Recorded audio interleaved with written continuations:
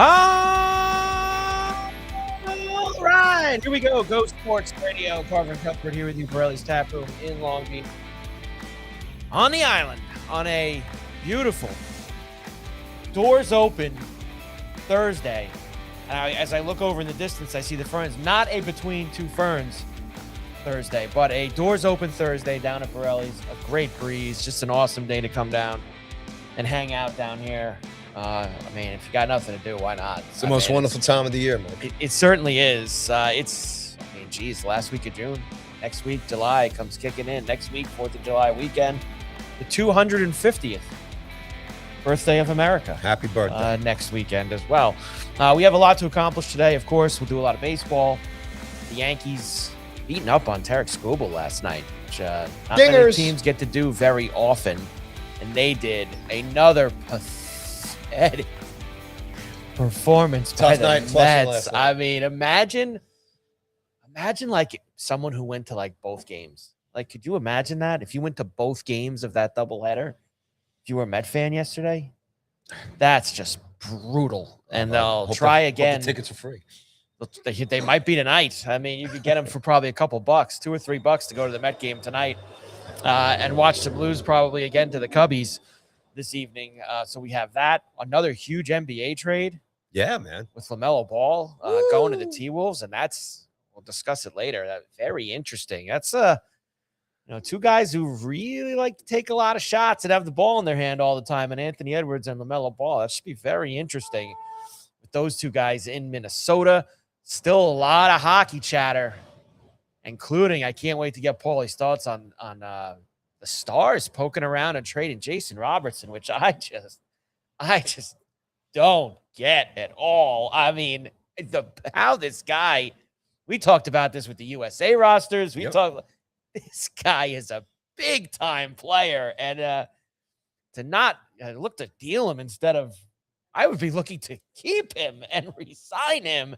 I know they gave Rantanen a lot of money, and but still, he's a top-notch player, and I can't believe that they're discussing at least potentially if they can get a big return back for him, which is pretty wild. We have the World Cup, as you see it tonight. Nice We've got sweater, buddy. Yeah, this is from the 14 squad. Looking good, buddy. From that one, and even though tonight's match means nothing per se, and they have won the group no matter what, I am expecting them to do kind of like what Mexico did last night, who had the group sewed up, but they're still on home soil. They still are playing an opponent that I think they can beat, and the reserves are going to come in, guys who aren't going to get a chance. They haven't yet, or they definitely won't in the knockout round, get a chance to shine. And maybe there's some of their World Cup debuts tonight. So I think that's a good reason also to see maybe the United States push forward here and keep that good juju going as they head into the knockout round. Good juju going. Which would be, it looks like 98.5% they're going to play Bosnia on Wednesday in the knockout round. Powerhouse. Who beat Qatar yesterday. Oh. Big. Another powerhouse. What a win. They lit out South Africa last night, beating South Korea. I can't wait to talk about it. I can't wait to talk about how South Africa like garbage last night. South Africa, first time ever making the knockout round at a World Cup. So congratulations to them. Lovely stuff. And these are the stories that we love in the World Cup. Nobody got abducted, I see, in Mexico.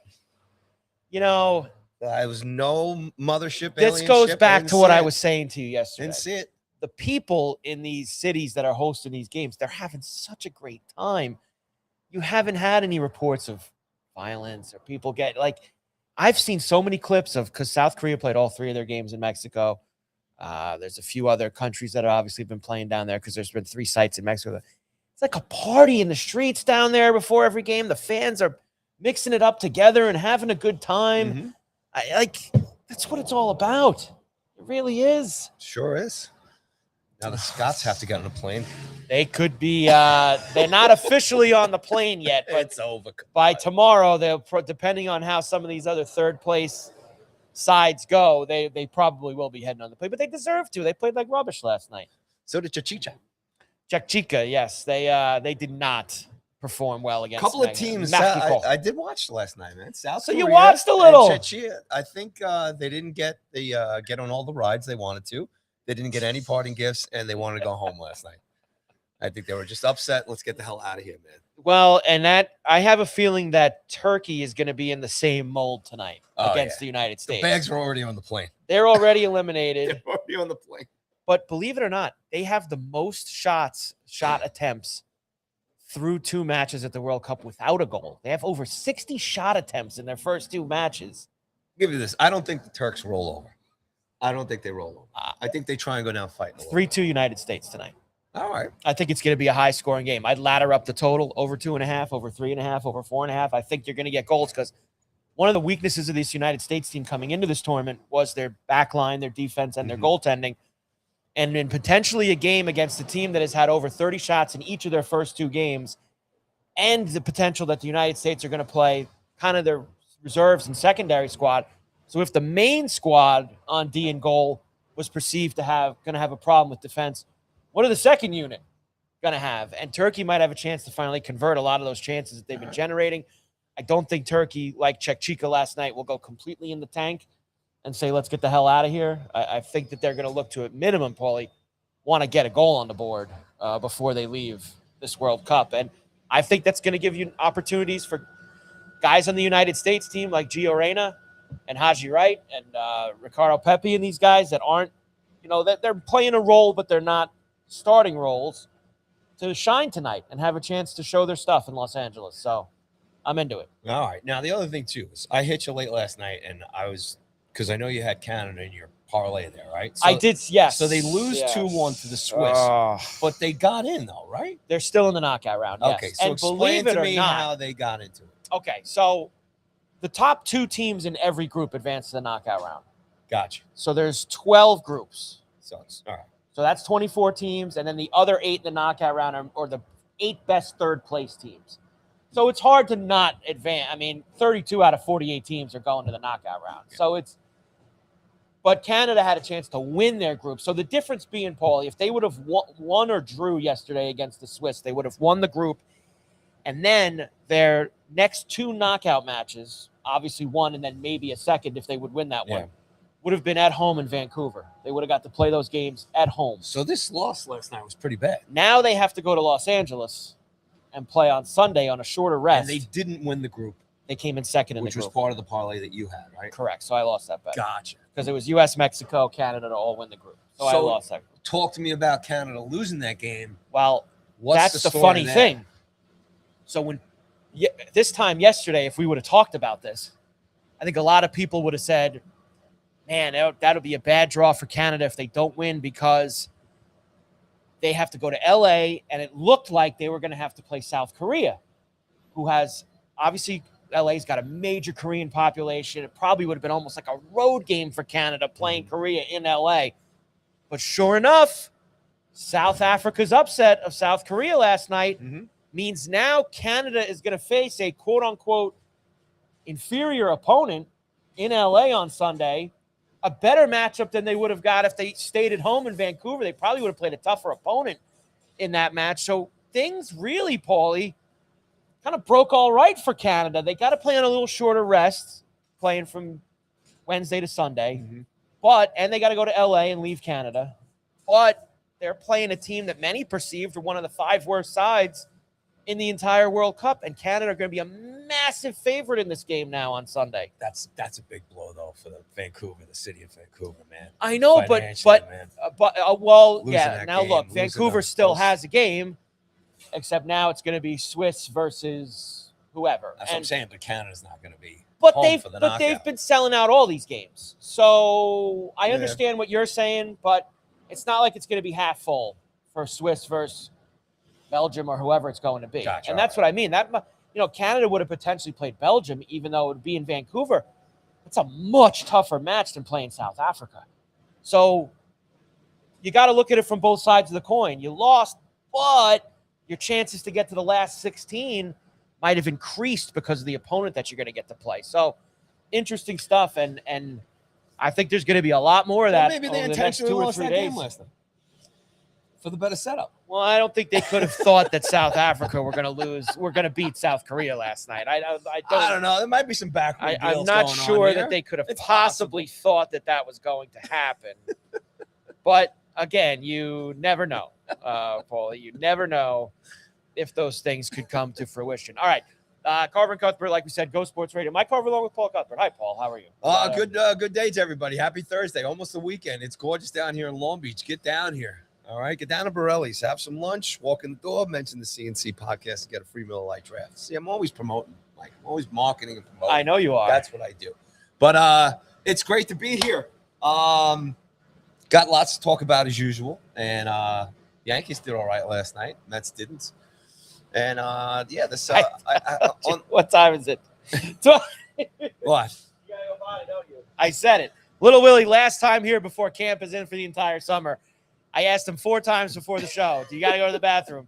He said no every time. I looked at Paulie and I said, over under 12-13, this kid's going to tell me that he's got to go to the bathroom. Boom. Sure enough, he did. So before we get into everything, Paulie, tell everybody what's going on in Borrelli.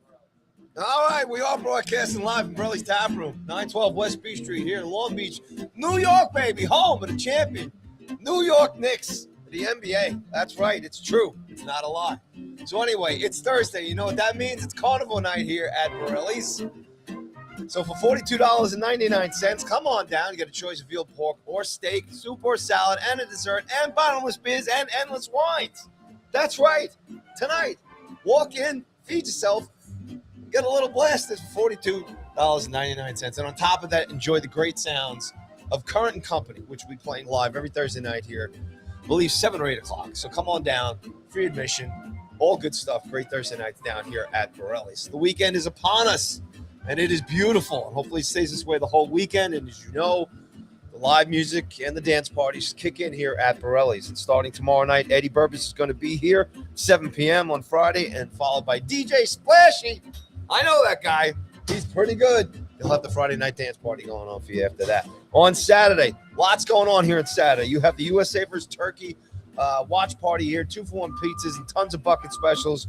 And then you've got live music not only by Not So Skinny Dippers at 6 p.m. You got Long Beach's own Anthony Gal coming in here at 9 p.m., followed by the one and only DJ TM Select for the Saturday night dance party at 11 p.m. And then on Sunday, Fun Day, the best fun day down here in Long Beach, right here at Borrelli's Taproom. You've got live music by Jimmy Loffer and Ryan Scarano at 4 p.m., followed by, again, the one and only DJ TM Select afterwards for the Sunday Fun Day party. Always a great place to come down to, Borrelli's, right off the beach here, down the block, get in here, great food, great drink specials. All right, comedy was here last night. We had double show here last night, and it went very well. And I don't have it in front of me. Here it is. My God. Aaron Wexler and Richie Voss were here last night. Great show. You know what happened there, folks? I folded my sheet. But anyway, there you go. So, more comedy coming up here. Next Tuesday is bingo night, just so you know, in terms of music theme nights, before I get into the comedy here. And a special bingo night next Tuesday, because it's also 80s night. We'll have live 80s night here, theme night. Come on down for all the specials as well. And you got you like the 80s tunes, and you got a chance to have some fun and win some money here on bingo night every Tuesday, hosted by Borrelli's own Tommy behind the bar. Calling out the numbers. So come on down here and shout out bingo, wear some parachute pants, and listen to some 80s music as well. On Wednesday night next week, July 1st, unbelievable, July is upon us. The return of Billy Joel, songs from Italian Restaurant right here, live music, the greatest hits of Billy Joel, $21 pasta special, half-price bottles of wine, and the great sounds of Billy Joel. Now, here's the deal. It's coming up for comedy, okay? On Monday, June 29th, you've got Joe Freed coming in here. On July 14th, you have Joe List coming in here. And then on July 21st, Jim Norton just announced he's going to be here. And then Des Bishop is going to be here on Monday, July 29th. And then in August, kicking it off, don't get here too fast, August. Please, slow down. But Chris DeStefano is going to be here on August 5th. And don't forget, you can get all your comedy tickets for Borrelli's at Borrelli'sTaproom.com. Click on events and or go to Eventbrite.com and search Borrelli's Comedy. And don't forget, anytime you walk in here, mention the CNC podcast and start your session with a free Miller Lite draft. And as soon as Tommy gets down here, it's Beer Thursdays, Mike. Yes. I want one. Yes, we're going to do that. Let's go. And that's what's happening here at Borrelli's. As John put in the chat, the Little Willie bathroom break over hits. What a win for Team Bladder. Yes. Today. Yes. Nice So nice job.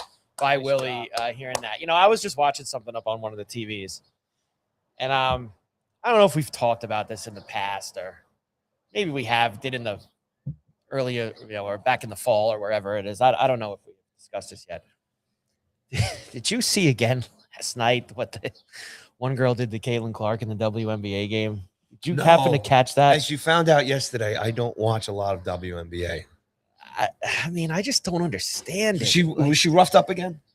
I do watch the highlights. She fell back, like she fell on the ground, and the girl on the other team kind of came up and like put her whole fist in her throat, like stomped down on her. Like, what are we doing? Like, I don't understand they're just, it's so bizarre to me. Was there a call? Was there I don't, you know what? I don't know. I don't think so, because the coach after the game was saying, I don't understand why why she's not protected at all. Like, it's amazing that, you saw the girl's fist was in her throat. Like, so look, I'm not supporting any of the physical abuse that Caitlin Clark is getting. No, but I have watched Caitlin, and she is a bit of a she does taunter, and I think that could be also part of the reason there's why. A lot going on. All the stuff that there's a lot of things, a lot of layers to this. And WNBA has been around for a while. Sure. When she came into the league, sure, it was almost all about her. So I know there's a lot of animosity it throughout does, the league. It does. I guess all I'll say is that it does kind of boggle my mind how she's treated. I get she can be a little bit of a taunter and things like that, and she does cry a lot too with the but maybe it's because she never gets any calls. I don't know. She seems to cry a lot. Is she the only one being abused or is it the fact that she's Caitlin Clark and it's on the TV all the time? I'm sure there's other players in the league. I'll ask getting my physically guy, abused. I'll ask my guy Doug later from Bet Rivers, because he watches a lot of WNBA. Really? He does. He loves it. He's a big WNBA guy. Now you got to remember, the reason he's a big WNBA guy is what are you asking for? He knows, all right? Tommy Willie knows. is a regular here now. Willie's trying to go for his 4th pie in the last week. He's going to eat 4 entire pizzas in the last week. No, Doug loves it because he bets on it. Really? He's a big WNBA, and he's very good at betting the WNBA. Is he in New York? He's in Vegas. Oh, man. I'd like to meet a guy. I'd like to sit down with a guy who watches a lot of WNBA. Doug watches a lot of WNBA, so I need to ask him later. Try and understand it. Because I'm not going to lie to you, I don't watch enough to be able to say, does everybody get beat up in the league? I have no clue, but I know it's because of her. It gets magnified a little bit more, but man, all I see are these clips of them just beating the hell out of her all the time. It's just, it just doesn't make any sense to me. While you're at it, ask them too about the average salaries that they make.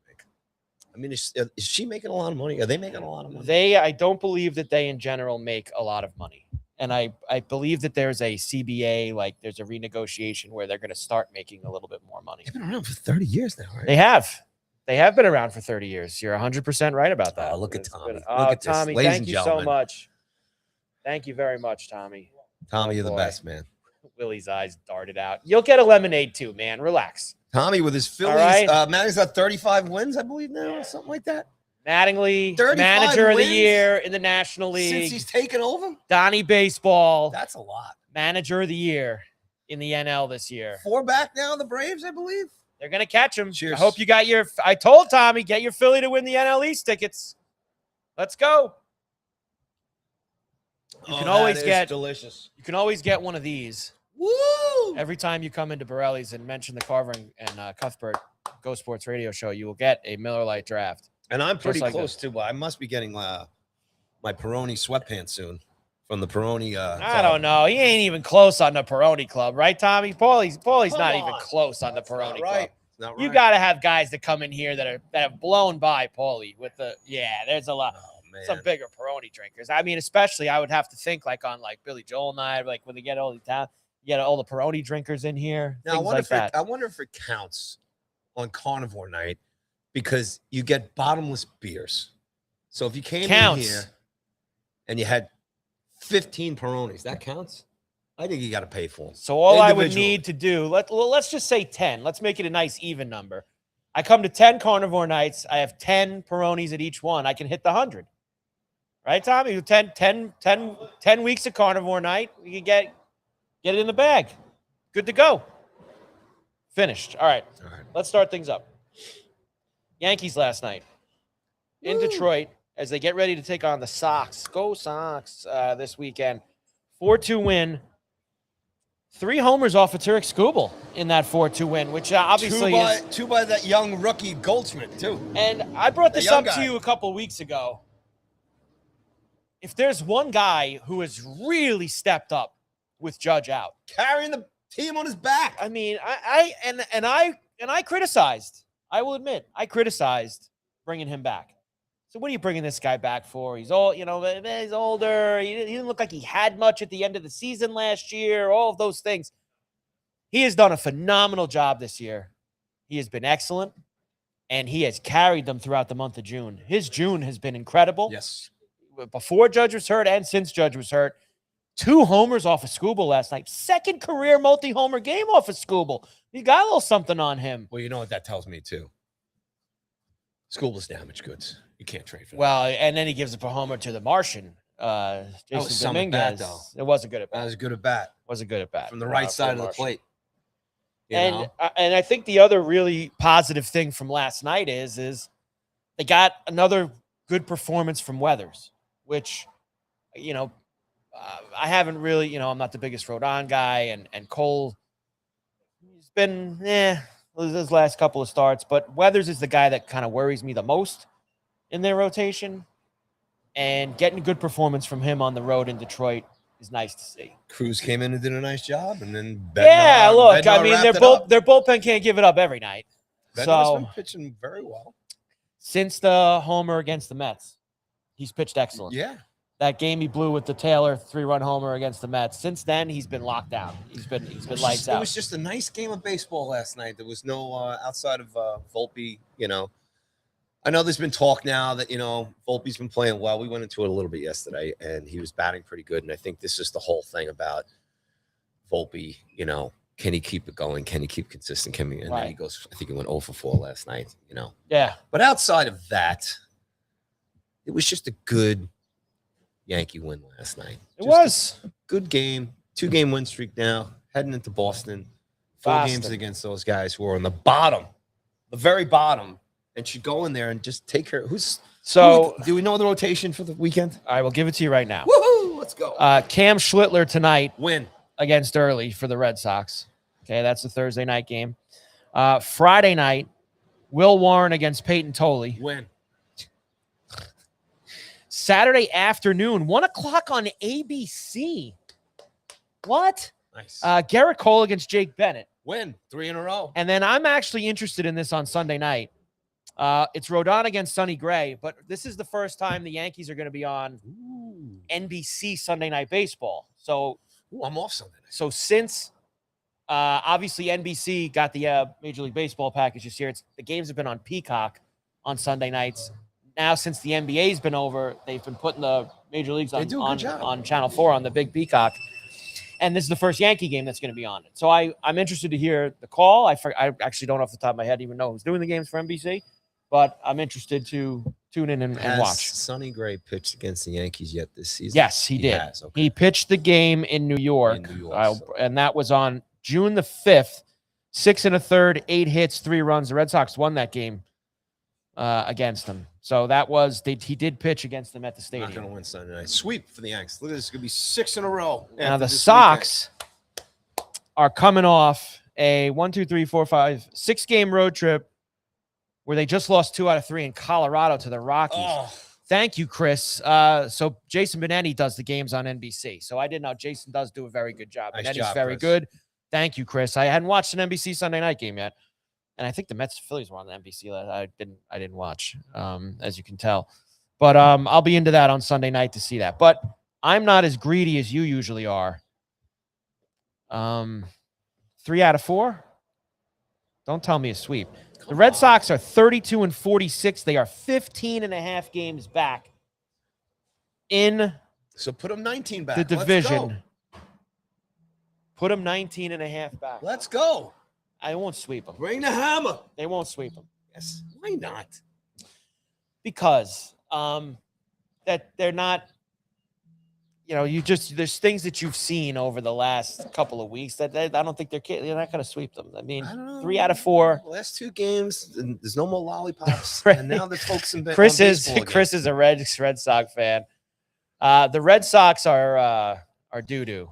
Don't worry. Woof, my Red Sox are dead. Chris is all in there. Not a fan of the Red. Chris, can we ask you, Chris, why are they so bad at this time? Why? What's going on? You know what? You're right about that because there was a lot of promise. Pretty talented team, no? After last year, but I guess did they think that they weren't going to lose Bregman, I suppose, because Bregman was so good for them and it caused them to trade. I mean, they had to trade Devers, and God, how about Devers? Yeah, he's having a great time in San Francisco. That must have been some plane ride from Miami back to San Francisco on Sunday night. Did you see Devers wave off the guy who was going into pinch run for him? Yes, yeah. He was like, yes, yeah. Go back. Yeah. And then the ump finally looked at the manager, Vitale. He's like, you want?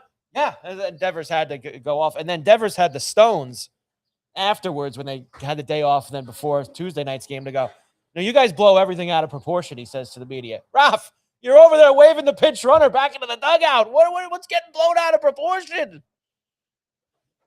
Chris says they're cheap, and Alex Cora firing Bregman hurt. I was a little surprised how quickly they pulled the ripcord on Alex Cora. I was a little surprised by that. I'm surprised the guy doesn't have a gig yet. Well, I think that's just because it was in the middle of the year. I don't think usually. I know we see that a lot in the NHL. Guys, bigger names getting hired who are on the street. I feel like Cora is going to absolutely have a job next year. In fact, I'll tell you what job he's going to have. Maybe a Met job. Ooh. Oh. Although I don't know what his relationship is to the nerd Stearns. No, come on. I don't know what his relationship with him is. And I don't know. And obviously him and Beltran both got in trouble for That's something Cohen would do. But I think that would only happen if they fired Stearns, which we're going to get to that in a moment. All Let's right. finish this part of the program first. I say 3 out of 4 this weekend. That's where I'm going to go. Buddy, give him a break with the pizza. It takes him a while to make it. Jeez, Willie, act like you don't feed. You ate a whole pie yesterday. What are you worried about? See, folks, that's why you got to come down to Borrelli so you can watch the Willie show dude. and the CNC show at the same time. It's great stuff. Nobody is going to be waving the flag more that Willie's got camp for the rest of the summer than Tommy. Tommy cannot wait for Willie to get to camp for the rest of the summer. Because Willie comes down here and he just wants everything that he wants when he wants it. Tell Tommy, Willie, that you got camp the rest of the summer after this week and you're done. Tommy, you're not getting 2 pizzas. Okay, relax yourself. All right. I think this is a turning point of the season for the Yankees, especially putting Lollipop Gate behind us. And I think it's a big win. Are now going to go on a tear. They're going to go on a tear. And they're coming right playing the right team coming right this through weekend. Chris's Red Sox this weekend. 4 with the Red Sox, 3 with the Tigers. Cole can't wait to get back on the mound since that last How about game. next week? Then they get the Twins at home next week, too. I They told you, always play wiffle ball against them. Well, it's debate. So I'm trying to get to one of the games there. Bring the boy. And at the Rays, at the Nationals. And then they can put the Rays away. And then they finish the first half before they come out of the All-Star break with the Dodgers. Okay, so the Nationals finished, and then the Yankees-Dodgers out of the All-Star break July 17th. Homer in L.A. At Stadium, Bronx. Ooh, wait, what are the dates? 17, 18, 19 July. 17, 18, 19. Yeah, and the Sunday and the 19th is a Sunday night NBC game at 7:20. I'm out east on vacation that week, buddy. I can't go to those come games. on. I'll be dipping my toes out in the oceans of the Hamptons, buddy. Sorry, can't. That's Hamptons week, huh? Can't do it. Hamptons week is it on the almost upon iPhone. us. Next to the drink. For us. But all in all, really good stuff by them. Chris is going to hammer Ben Rice homers this whole weekend. I don't blame you. Ben Rice is an animal. Absolute animal. Why not Goldie? He is Goldie in your mix? He should probably be added to my mix with how hot he's been, especially with the lefty Tolley going tonight. Now, when do you do this? Do you do the dingers every night? I 100% Monday through Friday, and then Sunday's a little tougher. So who'd you have last night? Last night wasn't a good night. Wasn't a good night? I had a rare donut last night.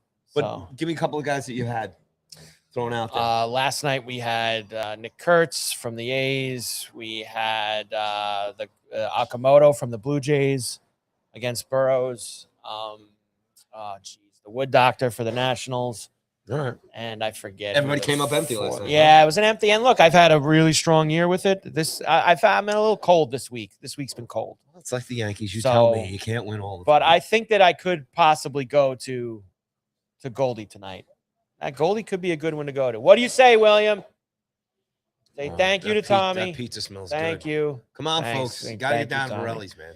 Pizza's too good. Too damn good. Speaking of the team on the other side of town. Let's go to Flushing, Queens, ladies and gentlemen. Home of the Amazins, the New York Mets. Now, I thought Citi Field in front of about, I don't know, 3,500 people last night, maybe? Crowd last night. Now, I thought that they had basically played themselves out of any kind of exposure in town. Like, what I mean was, like, nobody cared about them anymore. Like, if they had gotten off to such a bad start, and with the Knicks doing well and the Yankees doing well and the kind of World Cup going on, other things, like, there was things to kind of, who cares about the Mets? Like, is kind of how it gets portrayed. But they actually found a way to garner a lot of attention. When you play so miserable, like they have played these last couple games against the Cubs, and the way that they got swept in that doubleheader yesterday, to be completely embarrassed, to give up like a grand slam and a 3-run homer to Dansby Swanson in the first game. He's a monster. To make 6 errors. Was the 6 errors just in the night game or the combined of both games? I think it might have been just the night game, the 6 errors. Just so inept. Started with Lindor. So embarrassing. Lindor made the first one. All of it is just, it makes you like wonder, like, and I know we had this conversation when it was early in the year and people had like kind of forgotten about it. Like, God, just like put the manager out of his misery. Like, let him go home at this point. Like, you got to just do something. But I think the thing there's a couple, the Met fan, the real diehard who actually still goes to the games, God bless them. I don't know how they do it. Last night, they're getting a Pete Alonso chant going at the game. Yeah, what's that all about? Well, it's them telling the GM that he's done a bad job. And they should, because he's done a bad job.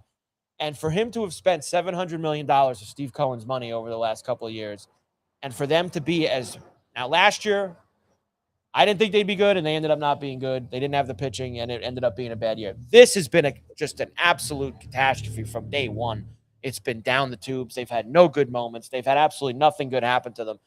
And Paulie, there's 3 months left in the season. Like God, like it is. And Soto didn't play either game of the doubleheader yesterday. I don't think they officially put him on the IL yet. That maybe will come. I just think it's today. Absolutely hysterical that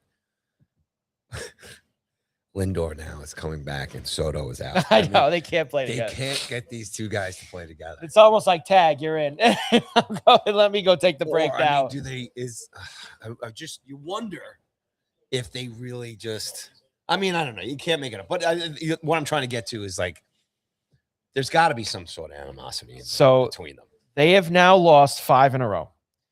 In those 5 games, they have given up 15 runs, 6 runs, 9 runs, 10 runs, 10 runs. They were outscored 20-8 yesterday in a doubleheader. They got to play the Cubs again tonight and then the Phillies again this weekend. That's who just awesome. roughed them up last week in Philadelphia. It's awesome. This is going to get worse before it gets better.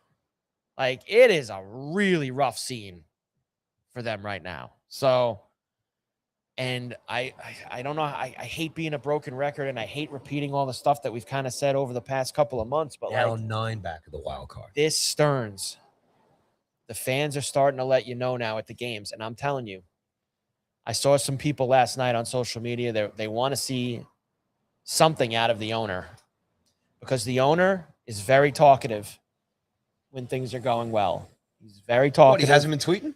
He has not tweeted since April 25th or something like that. You sure he's just not on his and that yacht was when, somewhere on the other side that of was the when world? Bo Bichette had like his first good game of the season, and he was like, "Oh, we're getting there, Bo." And look, I've said you definitely don't want to hear from him anything positive wise when the team's going this bad. But he's now, people are looking for him to say something. I think this Stearns, where you can find him, right? He's building his casino next door. Well, that's some people say that's what this was all about to begin with, but Stearns has got. I don't think he could have painted it as bad as the season's going, and I think like I said, now that being being swept and dropping down to 9 games, the schedule coming up, it's not going to get any easier for the New York Mets. And I think on top of the whole thing, too, when you see a game like that with 6 errors, just I think internally as a team, it's not there. And you don't have Lindor and Soto at the same time healthy, driving the team, at least trying to give them something to kind of rally around. The star. I couldn't name half of the guys who are pitching for these guys. I mean, there's just no other. There's no real Senga. But there's I mean, there's no star power on the team. Even though you have 2 of the highest paid baseball players in your lineup, and I just just seeing this just kind of roll out, and Mendoza, can you quit? Are you allowed to quit? I don't think he'd get his money if he quit. But makes a lot of money. But you can quit. I mean, right? sure. I mean, if you wanted to quit, you could. But because Mendy's a good guy, man, and it's just this is just brutal. And if you've talked about this, right? You said that Cohen's just going to let him ride out the rest of the season. Yeah, and then who knows what happens next year too. So yeah, that's probably what he's going to do. But man, I mean, I know one thing: Steve Cohen sitting in that luxury box that he has, that luxury suite he's got at Citi Field, he's got to be embarrassed that the fans are chanting the name of a guy who's been gone for months and months and months. And let me just tell you something, and I've seen good Met people say this morning too. This team would not be that much better with Pete Alonso if still on it, okay? I understand why the fans are upset because they loved Pete Alonso. They didn't want him to leave, and things have gotten so bad that they're looking for anything to bash the GM about. You're telling me that what would they be, an over 500 team? No, they would not. They would be probably in just about the same place they are because there's so many other holes. I mean, they don't pitch, giving up 10 plus runs a night. So that's what is going on. We're on the air, my friend. Sorry, we're not. Go on. Interesting. Yeah. That was Lenny. He was looking for directions. I don't know. Or he's looking for an answer on the Mets. What they're going to do to turn things around. But go ahead. So. Yeah, it's for him he's got to be extremely embarrassed that that's happening in his ballpark. And is he though? I mean, when you have that much money. Well, look, yeah, I do, because he came here with a lot of he's been boisterous claims. He's been quiet. And you're giving up 10 runs a night. I mean, it's like, and let me tell you, the Cubs weren't exactly hitting the cover other than PCA. The Cubs weren't exactly hitting the cover off the ball when they got to New York this week. I mean, they have been woken up by a pathetic pitching staff. Pathetic. So if I was the owner, I guess Stearns has some kind of trance over him. I don't know what it is, but this guy's I've always told you, he's a small market GM and he's got small market thinking, and I would cut the bait. I'd cut the bait now. All right, so get them all out. Soto goes on this long. If he's on the IL for a long time, get him out. This really kind of brings the team down even to I mean, like I said, just in terms of now you're thinking as a fan base, trying to get behind these guys at all. And, baseball teams, because, this is the financial side of it too, right? Cohen's got all this money. You got these, the biggest contract in baseball. And they're going to lose a lot of money now these next couple of months. July and August are huge months for baseball teams, There's nothing else going on. I mean, these are the places to go. Yeah, and when you don't have something to jump on, something to get behind, it's just really bad. It's a really sad state of affairs for a team who has an owner with deep pockets like that, and now they're just nothing to really grab onto this team. There's nothing to get behind. And again, like I said, it's just on top of all this, the fact that Lindor and Soto are not in the lineup together, not seeing them kind of build any kind of chemistry or anything like that together. No rhythm. Bichette too. He comes over from Toronto. Star guy, a star in Toronto, an absolute star in Toronto. And now just a guy that probably really nobody likes as far as Mets fans being on this team. So it's a shame. Don't forget they traded David Peterson across the clubhouse last night too to the Cubs. They sent him that was just an epic move there. So it's good stuff. Earth-shattering. But hey, look, it just makes me feel a little better as a Yankee fan that, all the stuff that I've been upset about, it's just not as bad as being a Mets fan. So I'm going to try and not be angry. I'll try and be happy Yankee fan going forward until they make me angry again, Mike. That's where I stand. I was looking to see if we said anything about Soto after the game. I know yesterday I gave you what he said before the game. Man, Simeon had a rough night, huh? 2 hours for him. I mean, this is just a really tough scene. Where's the Soto chatter? Here we go. Oh, so last night was I didn't even realize because I've been so tapped out with the bets. That was Lindor's first game back last. Yeah. And he had the first error. I mean, it's just unbelievable. It really is sad, really. What can you do? It's unacceptable for a franchise. Don't be hating on my Metsies, it says there. Don't be hating on my Metsies. Well, they're making it very difficult to not hate on them. I'm just going to say that. So it's very hard. And look, there's not much else to say. It's not good when the fans are chanting another guy's name out in the place. Not man. Would you think about my buddy just texted me this? I don't know if he's watching or what. Would you, because you owe him so much money and there's opt-outs and other things involved, would you, it's so bad, would you entertain trading Soto? Who would take him? Well, no, that's a lot of money. Maybe, yeah. All right, hold on. Like an A-Rod type. All right, of let's deal. just change this like around. an A-Rod type. All right, of deal. let's talk about this. Let's forget about the money for a second, even though it's the big anchor, the elephant in the room, whatever the heck it is. Obviously, if you can get Juan Soto, you entertain it, right? You entertain it. But the money right now, who? The Dodgers, like that's the first thing everybody would go to, right? I don't see it working. Like he said to me, he goes, it sounds like it's starting to feel like Soto has become A-Rod with the Rangers. It's 2 years of so no let's success. Remind everybody how that went in Texas with A-Rod and stuff. Rangers gave A-Rod the most lucrative contract in baseball history. They were an absolute disaster his first 2 years there. Now, he was awesome. He had incredible numbers. Mm-hmm. And then the trades happened after that. So the trade, which was originally traded to the Red Sox, and that got voided, and then traded to the Yankees after. So Soto's obviously was given the most lucrative contract. Now, in today's day and age of baseball, it's going to be 2 really miserable years. Would you consider doing it? I don't think that. I think Soto is the hill that Cohen dies on. I don't think Soto goes anywhere. And now when you talk about waving a white flag, if you did that, I could see maybe Lindor is the first guy to go. I don't know. Lindor's got a lot of power in this town now. I'm not sure that the wife's close with Steve's wife, Cohen's wife. I don't think that would ever happen now. Really don't. I think that now there's too much off the field. Well, then put on the ownership hat, and what do? What would you do? It's only one season, right? This is his second season. But I'm saying as far as like a really bad season here. Last year wasn't this bad. Last year was disappointing. Yes. There was expectations last year that they fell super flat of and didn't make the playoffs. This year has just been an unmitigated train wreck. I mean, it's just that's what this year has been. Is it too early? Too early for what? To be thinking about getting rid of this guy and all that. So do you want me to do this again? I'll let you know. Hold on. Let's see.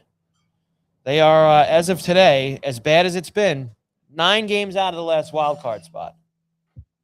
What I'm saying is, like, do you give it 3 years? Give it 4 years? I mean, what do you waste the guy even more of the guy's prime? I mean, the guy already had to move from right field to left field. He's a year away from being a full-time DH. When Soto at 26, 27? Guy's a butcher in the field. Incredible hitter. Butcher in the field. And then moving him from right to left tells you he's a butcher in the field. It's funny, man. I would never even think of that kind of discussion coming up about trading Soto. That's my, I got the check in there for it. How you do it, why you do it, how it would happen. Steve Cohen. Yeah. Lindor. Do you wait until you get a new manager in here? He doesn't seem before you get a manager. And look, people bring this up, and you don't know. Again, remember, this guy's a mercenary. You're never gonna. He's never gonna give you any kind of emotion whatsoever. He's very. Well, I'm just come out and play. Just come out to the ballpark and play. That's all we could do. Now I'm getting upset for the kids, man. Mets fans, the kid Mets fans. I'm getting upset for them now. What can you do? It's a shame. Carver and Cuthbert, Go Sports Radio here live from Borrelli's Taproom in Long Beach on the island on a beautiful doors open Thursday here. Wind is blowing. It's just outstanding place to be today. A couple of other things, Paulie. Anything else for you for baseball? You're good with the baseball now? No, we went through the league yesterday, ran around. Not much has changed. You know, like I said, the Mets just kind of gave us that eye-opening defensive display last night. And I was watching a little bit of the Frisco A's game last night. Did you see the walk-off that kid hit? No, because 445 feet. Turned it off before that happened. He Because demolished and it's that funny ball. because I kind of turned off because the game was a little boring. You were watching the South Africa game. I was. You were watching the soccer. I was watching the soccer. I was checking in because I figured, you know, I should start getting a little familiar with things since we're getting into the knockout round. So, that's a good job by you. All right. That's a good job by you. The kid on the Giants hit an absolute tank shot last night. But yeah, baseball is like I said, some good series coming up this weekend, and we'll see what happens. And I did forget to tell you. I told you the Mets have the Phillies at home this weekend. Yes. So after they got one more with the Cubbies tonight. Well, how about this? Hold on. Well, the Mets. Who do the Braves have this weekend? They were out west in San Diego yesterday. I'm going to assume they're still out west, wherever they are. I don't know where they are, but. So sure, they're still out west. Let me just see real quick. They're not playing tonight. They are not playing tonight? They're not playing tonight. So I don't know if that was their first or second leg of them being out west. They might have another stop out there. Oh, they're in Frisco. All right. San Francisco this weekend. So the reason I asked is because, like I said, the Phillies have a chance now. Beat the Mets down. And then this will be two series to watch. Well, the good thing for the Braves is the Giants are just as bad as the Mets right now. Yes. So they are just as bad. They have just as many problems on and off the field. I like this though now. I like the fact that the Phillies are giving us, we can watch the top of the division. Dodgers Padres this weekend. I have no faith in the Padres anymore. That's done. See Ohtani giving the catcher the business yesterday? No, what happened? He was just typical baseball stuff that would never be brought Ohtani up usually in doesn't social show media. much He emotion, did. He was giving the catcher a little bit. But yeah. Wow. Very rare out of Ohtani.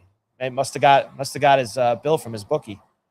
Cruising at 52-29, the Dodgers. Cruising. All right. So there was we were talking yesterday about all these NBA trades. Another huge trade in the NBA today. And it's their off seasons are better than their regular seasons. Honestly, they're more exciting, to be fair. So LaMelo Ball traded from the Hornets to the T-Wolves. So how about this? LaMelo Ball and Josh Green go to Minnesota for Naz Reid, a 2033. 2033. God, my daughter will be graduating high school. I mean, geez, she's in 4th grade. Unprotected first-round pick, 3 first-round pick swaps in 28, 29, and 30, and 3 second-round picks in 29, 32, and 33. They're just making stuff up, man. God, 2033. I mean, is there a guy like when those years come up, he has to pull something off the shelf here and make sure they get those picks? She'll still be in high school. I think my daughter graduates in 36, so she'll just be in high school at that point. Sorry, I've just boggled my mind at the 2033 first round pick. So silly. Let's talk about what really matters here. Who does this help? I think it helps both in a way. I'm a little surprised with the Hornets because they really surged in the second half last season to make a run to get into the play-in game. And Ball was healthy, and when he's healthy, that's when they really started surging. Now, look, they had other guys like Kneppel and et cetera that were a big reason for it too. But I would say that the Hornets are selling extremely high on Ball. They're selling him at a really high point because of how he played over the second half. I think the interesting part to me is Minnesota has wanted to change things up. They have now lost. I saw this. Somebody put this out this morning. This year was the 4th year in a row they lost in the playoffs to the eventual NBA champion. So, like this year, they lost to they lost to the eventual team that won the West. Or they lost to the T-Wolves this year. They lost to the Thunder last year. They lost to the Nuggets the year before that. They've lost to the team that's won it all. Okay. Interesting pairing, I guess you could say, because everyone wants to have at least 2 stars nowadays. the T-Wolves, since trading Cat to the Knicks, have kind of had Anthony Edwards with, Julius Randle and Rudy Gobert. Naz Reid's not really a star, and a bunch of other bit pieces. I wouldn't say they've had a second star with him since that trade, because I wouldn't put Julius Randle on the level of some of these other guys that we're talking about. So now they've started this offseason by moving Randle out. He went to the Nets. And then they make this deal. I guess the question would be, is there enough? Is one Ball enough? Pardon the pun, for Ball and Anthony Edwards together. Like that, those are two guys that want to take a really, really high volume of shots every single night. And to have them on the floor together, it's kind of strange and interesting. I mean, it could be great for them. They're both extremely talented players. I'm just wondering if one or the other is going to get a little frustrated if one or the other is dominating the ball so much. Because, I mean, Ant's awesome, but Ant wants his, man. He's going to get his shots. Mm-hmm. And look, I guess there probably is at the end of the day enough to go around. I mean, Ball is a good distributor. He likes to score also, but he did distribute to Knepel and to those other guys on the Hornets, and they re-signed Kobe White to a big deal, who they traded for this year, who I thought was very good for them. So I think the Hornets are a team that's turning the corner. Naz Reid's a piece that can help them. But it's fascinating to me, Paulie, to see what the Ant and LaMelo Ball mix will be in Minnesota. That's a very interesting way for them to go about their offseason. Very interesting. Yeah. In terms of wins and losses, the division that they're playing into as far as these teams in this trade making a change. I mean, where do you look as far as teams making these trades right now? Is it particularly for that reason, or is this really looking to, every year, I guess, as a GM in the NBA, you're kind of watching how the playoffs pan out, right? And, you can even look at the Knicks and the Spurs this year in terms of the big man in Wemby and the smaller guy in Brunson, and then Brunson wins, right? Does it change how teams and GMs now look as far as these trades are being made here in the NBA the last couple of days?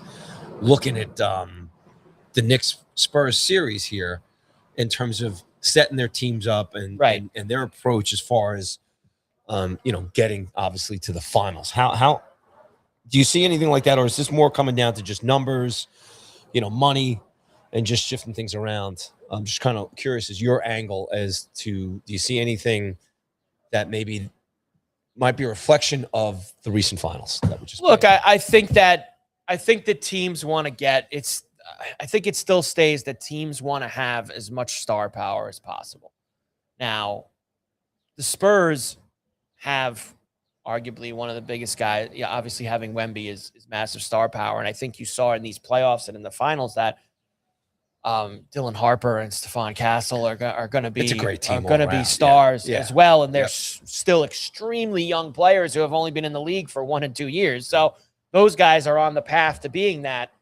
The T-Wolves are in a spot where, like I said, they've been knocking on the door for years, and they're changing their tack to go to stars. And everything I was reading is that, Ball's super excited to play with Ant, and Ant's, and everybody says that when a trade is first made. Everybody loves each other. And it could work. I'm not saying it's not going to work, but there's still a lot of dominoes to fall here over the next couple of days, and especially till free agency next week, July 1st.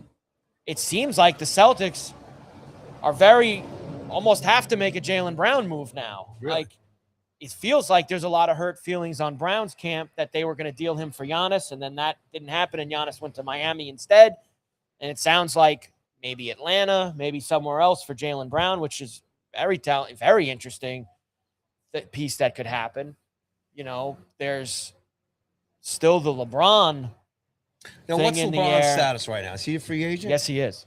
And are there other who give me like the top three to five guys who are available right now as far as free agents still lingering out there? It's so hard with the NBA because these guys all have.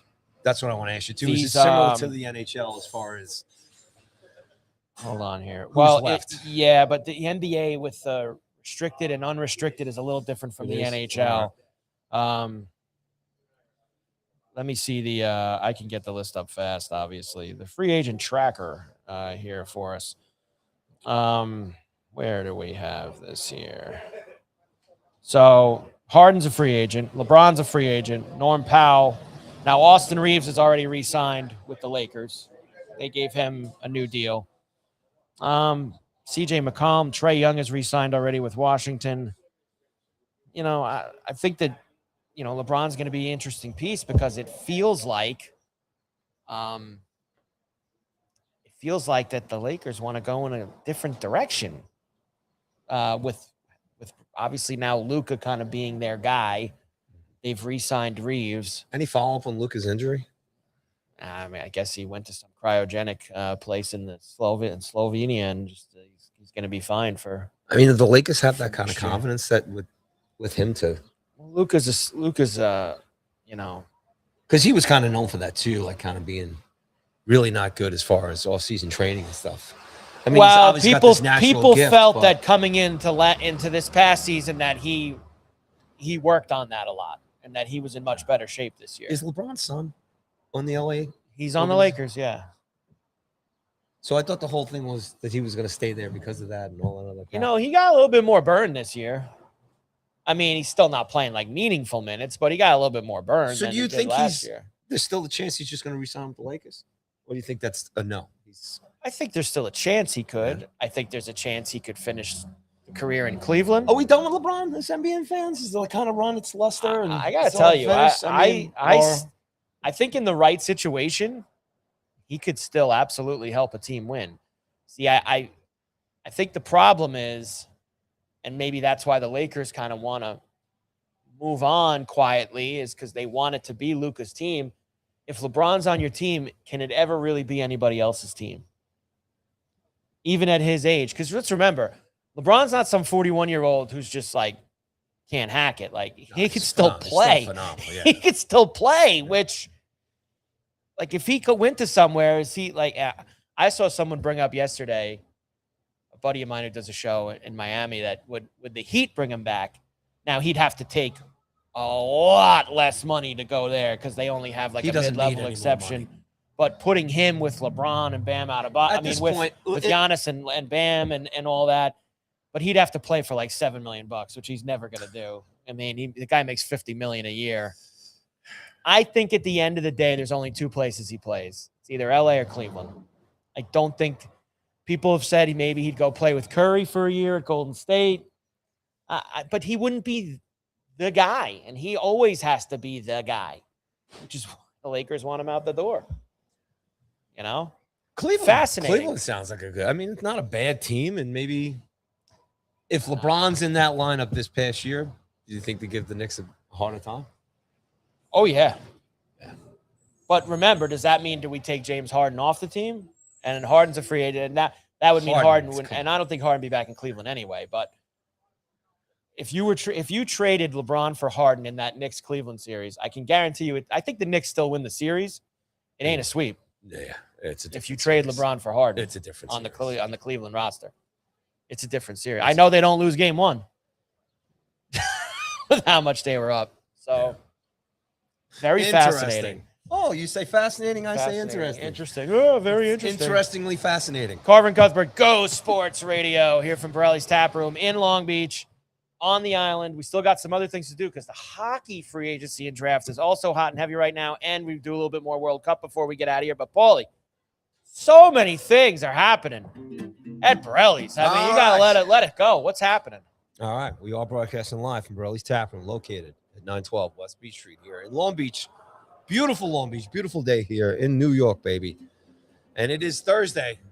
So that means it's carnivore night here at Borrelli's Taproom. So come on down for $42.99. You get a choice of pork, veal, or steak, soup or salad, and a dessert, bottomless beers, and endless wines. And on top of that now, you get live music with Current and Company every Thursday night right here at Borrelli's. The weekend is upon us. That means we got live music coming in here as we do every weekend here at Borrelli's, starting tomorrow night with Eddie Burris at 7 p.m. and then DJ Splashy for the Friday night dance party. So come on down for that. Always no cover Free admission all weekend long here at Borrelli's Taproom. On Saturday, there's a lot going on. You have the USA versus Turkey watch party here at 10 p.m. Game will be on here down at Borrelli's. Tons of bucket specials, 2-for-1 pizzas. And then you'll have live music starting off with the Not So Skinny Dippers at 6 p.m. And then Anthony Gall at 9 p.m., followed by DJ TM Select at 11 p.m. So it's a full night here, Saturday night. As always, great party time here at Borrelli's. On Sunday Fun Day, you got Jimmy Loeffler coming in here live with Ryan Scarano at 4 p.m. And then followed by DJ TM Select for the Sunday Fun Day dance party. Comedy, here's what's going on. Joe Fried is going to be here on Monday, June 29th. That's this Monday. It's crazy. It's the last week of June as we start heading into July next week. It's just crazy. Slow down already. So Joe Fried is going to be here on Monday night, June 29th. And then you got Joe Liz coming in here on July 14th. Jim Norton just announced here on July 21st. Des Bishop's going to be here on July 29th. And then the first week of August, we've got Chris DiStefano going to be here on August 5th. Make sure you go to Borrelli'sTaproom.com, click on events, or go to Eventbrite.com and search Borrelli's Comedy. There will be more comedians announced over the next week or two. You can guarantee it, as only the best comedians come down here to Borrelli's Tap Room. So good stuff there. Now, next Tuesday and every Tuesday is bingo night. That's right here. And next Tuesday night, we have a special bingo night because we're going to have live music as well. So at 6:30, come on down for the sounds of the 80s. If you like the 80s, come on down here. New wave, rock, pop, all that kind of stuff, all the good stuff. The MTV Days are going to be here live on Tuesday night, 6:30 to 8:30, followed by Tommy behind the bar coming around, calling out the numbers for bingo. Come down, win some great money. It's always a packed house here for bingo nights. And like I said, we have live music on Tuesday next week for this one. And then on Wednesday, it is the return of Songs from an Italian Restaurant. Kick off July, Wednesday night here, next Wednesday. $21 pasta special. Features half-price bottles of wine and all other bucket specials as well, too. So come on down for that. No cover, free admission. And then the following week, July 8th, it'll be Oasis theme night. So come on down, and like I said, we'll have more theme nights going on throughout July as well as things kick in, including Summer Country Night down here.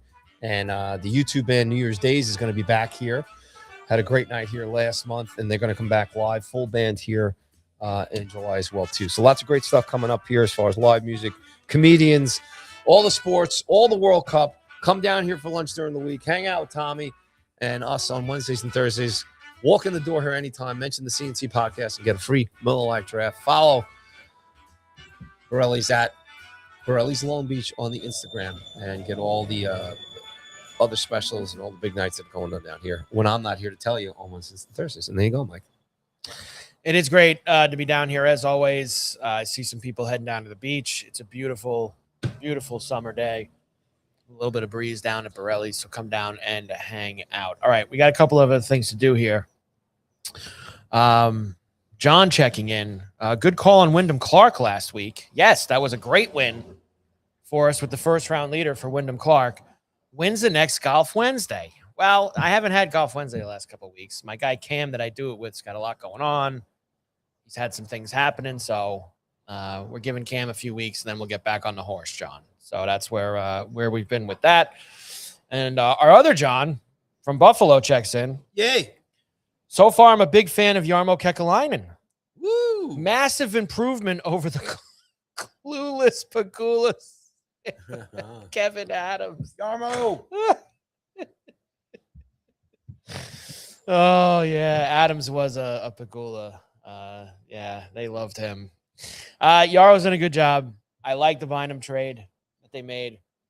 And maybe, Paulie, all these picks that they got for him, could that put them in the running maybe for another guy who could be out there to be available, which, of course, is Jason Robertson of the Dallas Stars. And I was really surprised to see this because, and I know, look, you can't pay everybody, and the Stars have a bunch of guys that they have already paid.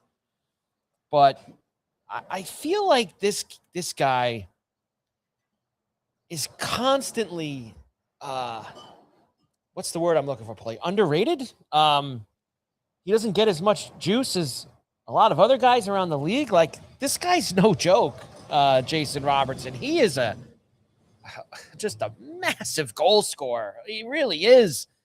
This was from Wyshynski this morning. One NHL executive that inquired about him said Dallas Stars were asking for a Rantanen package back for the RFA winger. Recall they sent 2 projected first rounders, 2 thirds, and a second-year center, of course, Logan Stankoven, who had a great playoff for Carolina in that deal as well. The Pierre LeBrun yesterday said the Stars are still trying in talks with his camp to find common ground and extension, but at the same time, they must continue to do due diligence on the trade market to cover themselves. Could go either way. Very, very interesting, Paulie, because like I said, I think the guy's awesome. I think we had this talk with the USA roster. Like, how could the USA, who usually just needs goal scoring in the worst way, and look, they won the gold anyway, so, give Bill Guerin, Bill Guerin put the right team together. But leaving Robertson off, who's just such a great goal scorer, and now here we are again, like.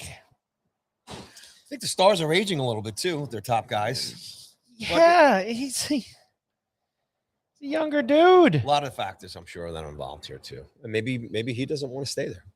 Maybe there's something going on. Who's coaching the Stars again? Oh, I forget the guy's name they brought in after DeBoer. That's a start right there. That is a little bit of a start, for him there. According to one source, the Stars offered Robertson 8 years, $12 million per, and he allegedly wants $14 million per. All right, well, now we get into dollars, and I will say, and look, as the days on the calendar go by in everything, prices go up. So as much as you could sit here and say, well, $14 million, that's Connor McDavid type territory. Yeah.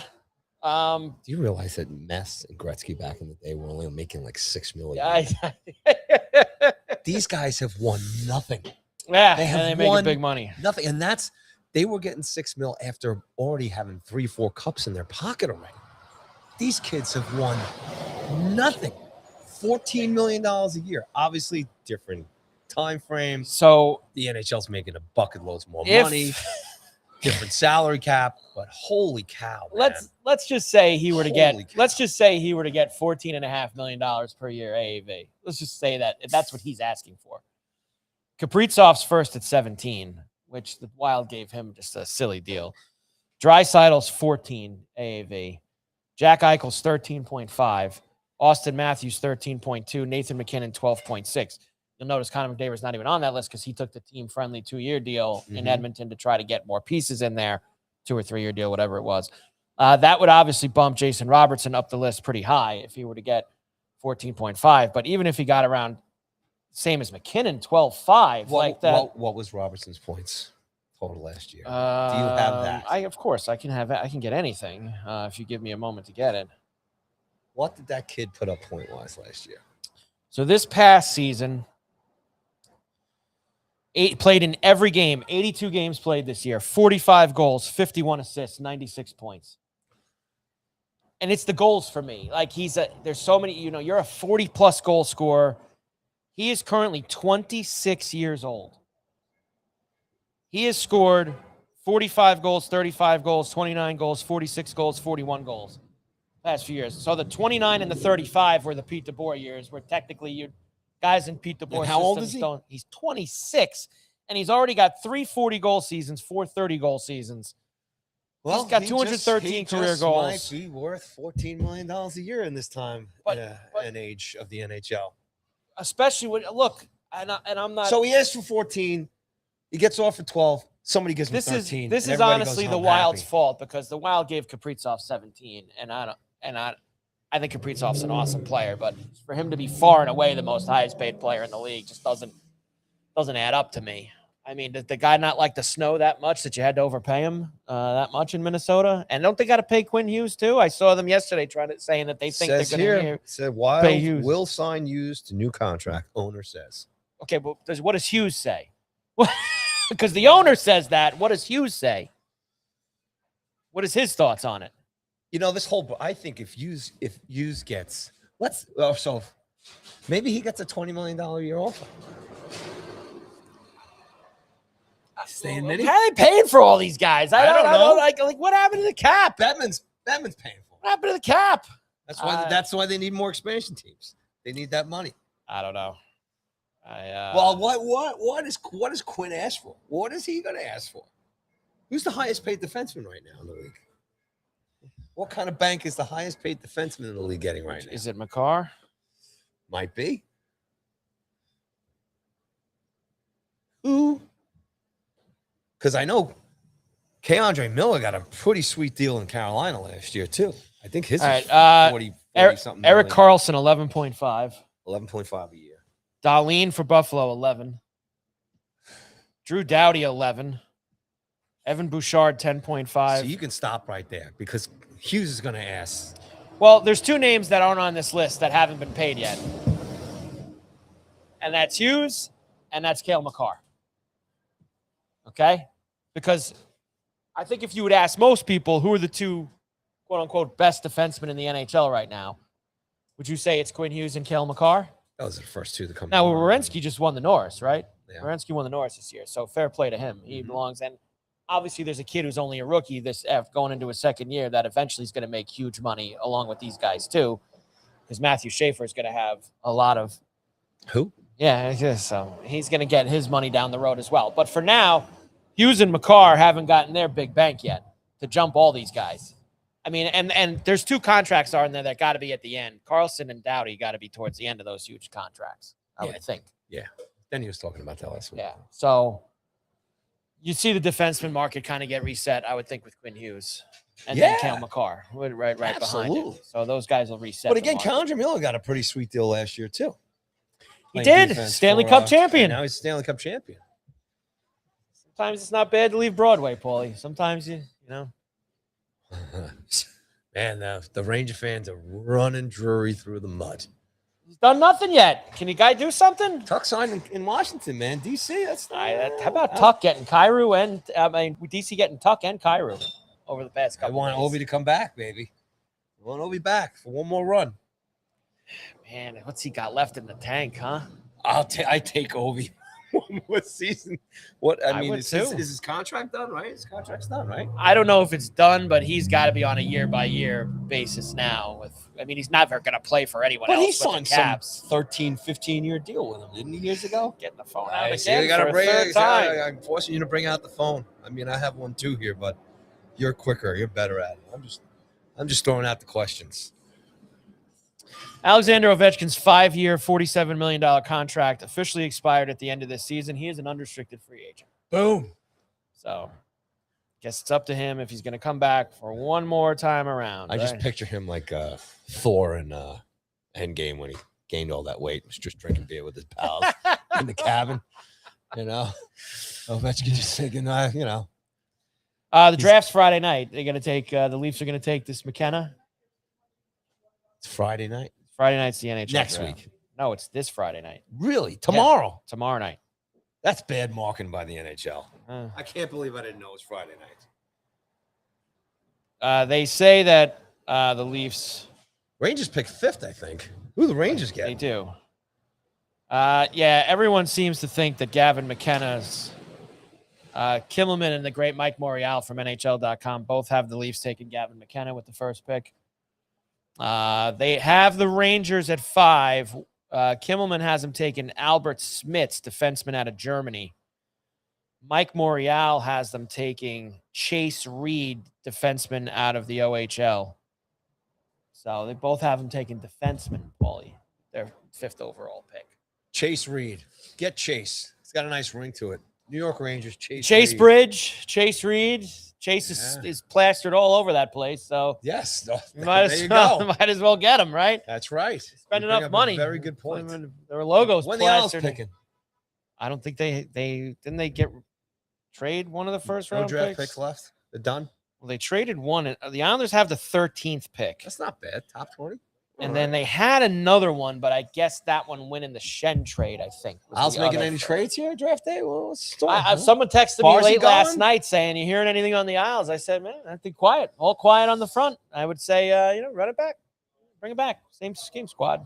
except for probably Lee. Lee, they don't have enough money to. Can't find a square to spare for Anders Lee, I guess. So. See, now I'm going to ask you another question. Sure. Yeah, you might know this off the top of your head, being an analyst guy. Where's Barzzi's contract? I think he's got 3 more years left. And he's making what per year? He's, I think, around 10, I would think, from when they signed him. I guess they gave him his extension 3 or 4 years ago. All these guys get 8-year deals, so I'm going to guess he's about halfway through his deal. I could be wrong, but I'm confident enough in what I'm saying there that I'm not going to look it up. Confident enough in that I don't have to look at that one. I'm pretty sure that that's where he's at with it. All right. We mentioned earlier, the United States play Turkey tonight. Final match day 3 of their group stage. Have a chance to go 3-0 in the group stage for the first time ever. I think it's going to be tough. You're going to get guys in there who have not played a bunch. I look for Gio Reyna to really start tonight. I think that he scored that goal at the end of the first game against Paraguay off his left foot, which was just an incredible goal.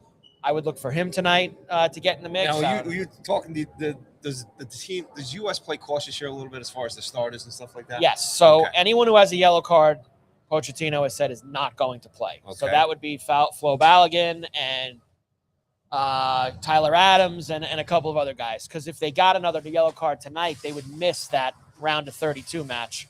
Does the yellow cards carry over into the knockout resets rounds? in the knockout round? That's right. Another Smart reason to sit there. everybody. So they'll sit.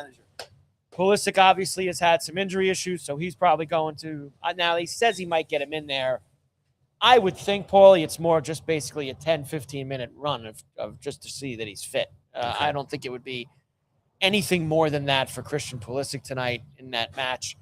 I do think the United States can win. I think that Turkey's who's had, I told you earlier, 60-plus shots not on goal, just shots altogether, over 60 shots. And the most shots ever through 2 matches in the World Cup to not score. I'd like to think that they're trying to get one in the net tonight with how they've performed the first. They're out no matter what, so Turkey's playing for nothing. I think Turkey's going to be playing for pride tonight, and I think the U.S. with the way they're going to have to manage this game, I think the Turks win 1-0 tonight. I wouldn't push back on you that Turkey wins the match. I'll push back on the score. I think that there'll be goals tonight. I think that Turkey's a high offensive team. They're going to be pressing, and that's going to allow the United States to have some opportunities on the counter. And the United States backline and goaltending has been their question mark, and it hasn't come into play yet because of how they've played in the first 2 matches. It could tonight, especially if you have reserves in. I would think that you could get a lot of goals tonight, something like 3-2 one way or the other. I think you'll see a lot of goals. All right. High-scoring game. I don't think, unless Turkey's just looking to go high, unless Turkey's just looking to park the bus and get the hell out of there and go home. That would be the only thing that I think would prevent. I think Turkey would the way I'm looking at it to beat the United States tonight. I really do. I mean, you would think you'd want to leave the World Cup with something and beating them. So I could get that. Now, the other game in that match will go on at the same time. Not to say that the United States equally also want to win. Go undefeated. Well, I think that they would want to look like Mexico did last night. Mexico also had won their group. They put some guys in. Is that a really good team in Mexico? Is it a good team, or is it just a weak about group? Equal to the United States. Yeah. Let's say Korea, South Africa. Who was the other team in the group? 2 teams in the group for Mexico. Czechia. All right. And them. So Czechia goes home. Well, you had said it before the tournament started that Canada, U.S., and Mexico pretty much had easy groups. Well, I mean, easy groups isn't very fair. I wouldn't like to say that. I would say they had more manageable groups than everybody else. Okay. I mean, the Swiss were, as you saw, beating Canada yesterday. The Swiss are a good side. Switzerland have a very good team.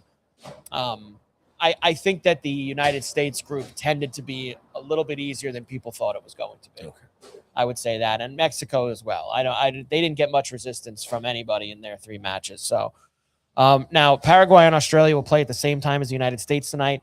Whoever comes out on top in that will get the second slot in the group.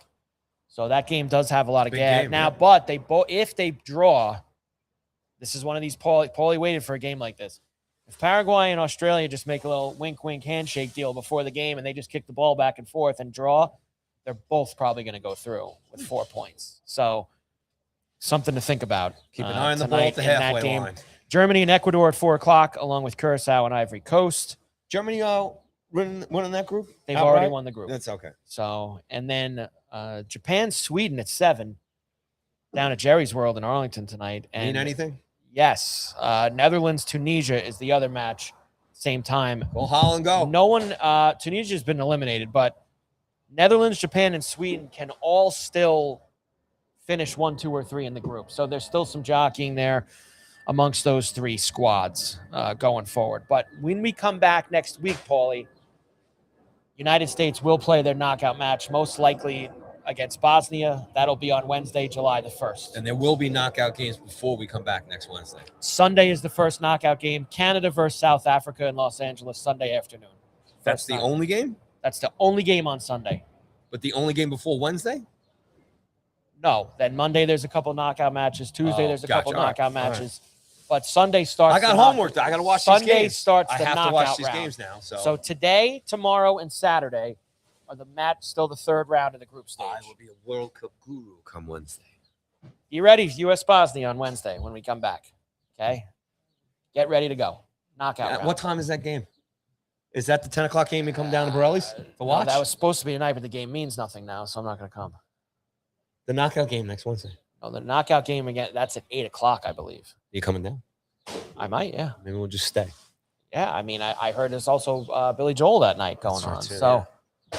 I mean, we can get a bottle of red and a bottle of red, white, and blue on the television. So, you get a little bit of both. Crazy. On whatever So you like. You got any mad, crazy plans for these last few days of June? No. These hazy, lazy days of June? I do not have Can you anything believe it? else. It's over.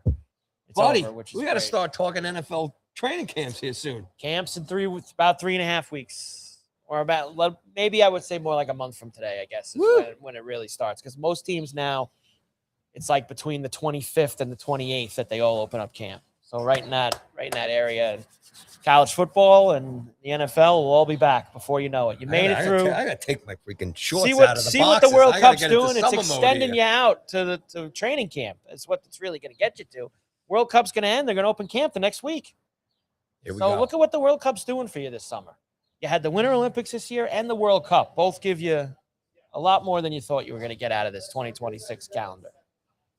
What kind of a world would it be if the World Cup wasn't on right now? What else would we be talking about? I Would we don't- really be breaking down these NHL and NBA trades? I mean, we still did anyway, so I guess it's possible. But probably We would have even overanalyzed further every in. error Yeah. last night in the Met game. That's what we would. Before we go, who you got? Yankees, Red Sox, 4 games this weekend. Look, it's always going to be the same. Sweet. Yankees take 3 out of 4. Don't be greedy. Yankees take 3 out of 4. First, Mets, Cubs tonight. Will they get swept by the Cubs 4 games? Yes. Mets, Phillies at home this weekend. 2 out of 3. Phillies all the way. Sweep Phillies Yes. or 2? Man, so This is it. Phillies That's sweep it. for Tommy Tommy's this Phillies. weekend. Let's go. Did I show you my picture of me and the? Let's go. I showed you this. I should What'd put you it up show for me? fans too. But this is my guy here. Where is he? Come on. What do you got? There he is. There's Oh, my the guy. fanatic. There Look he at is.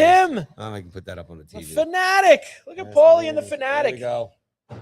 Getting My guy. involved. My guy. Very nice. Who you got? United States beats Turkey tonight. Yes, I will Talk take. about the No, I knockout said Turkey 1-0. I can't go back Okay. on what I said And earlier. who you got? Canada beats South Africa on Sunday in the first knockout I should game hope of the World so. Cup. I think that's the first goal South Africa scored. Who you got? The Rangers take someone that none of the fan base is happy with at the 5th overall pick for Friday night. It's got to be Chase Reed because of the Chase Bridge. Get Chase Reed in because there. it looks like we're going to lose Foxy. I mean, I'm going to have to look in and see if this kid's any good. But Chase Reed, you're gonna have to check him get a out. defenseman or right. somebody who scores goals. Okay. We need goal scorers. All right. Carver and Cuthbert, Go Sports Radio. Come Thanks to down the to guys in the chat room. Borrelli's this weekend. We are back Wednesday, noon East next week for another Wednesday and Thursday. Doors open summer. We do 2 weeks in July, and then we're going to take a vacation. Yes, we're going to be Third off week for a of little July. bit. Yeah, we're going to be off for a little bit 1 week. We have all of that going on for us, but we'll let you know about that as we get closer to it. Yeah. Get a little closer to that. We'll let Come you to Borrelli's, everybody. Great weekend. know. Carver and Cuthbert, Go Sports Radio. Enjoy the weekend. We'll see you back on Wednesday.